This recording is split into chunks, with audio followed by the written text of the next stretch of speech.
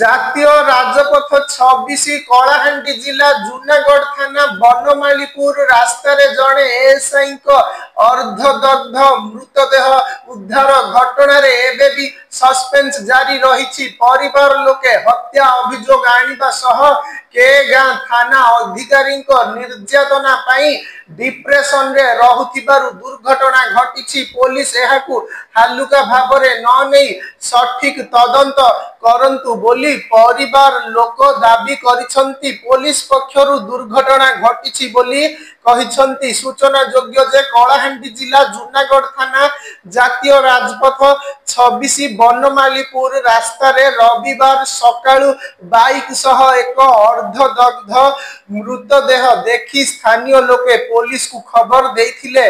खबर पाई घटनास्थल को जूनागढ़ पुलिस संधानी कुकुर साइंटिफिक टीम सह धर्मगढ़ एसडीपीओ एवं कलाहांडी आरक्षी अधीक्षक पहुंची घटनार तदंत करथिले। तदंत परे अर्धदग्ध मृतदेह कोरापुट जिला बोरीगुमा थाना सान दुबुली गाँव पवित्र गोलापीकर बोली जना पड़िथिला।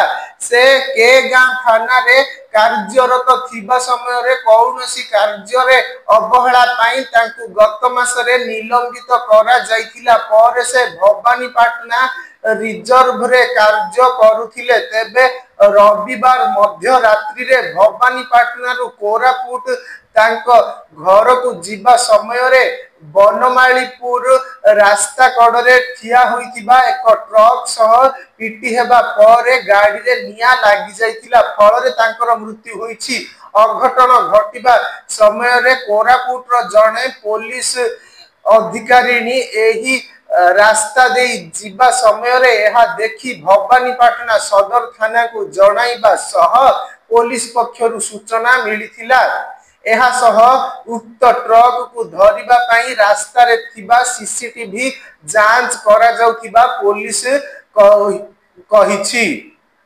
अन्य पक्षरे मृत एएसआई को के गाँ थाना अधिकारी अनेक मानसिक निर्यातना देवा सह ड्यूटी रे थिले मध्य अनुपस्थित देखाउथिले। तांकु निलंबन मध्य करिथिले। जाहाकु नै से सब बेले डिप्रेशन रे रहुथिले बोली सांघातिक अभियोग करिसंती एएसआई को स्त्री गीतांजलि सुना। तेबे जदि सेथि पई दुर्घटना होईछि ताहेले के गाँ थाना अधिकारी विरुद्ध रे तदंत करी कड़ा कार्यानुष्ठान निया जाउ बोली मृत एएसआई को स्त्री दाबी करिसंती। अन्यपटे निर्यातना देउथिबा अभियोग को खंडन करिसंती के गाँ थाना अधिकारी।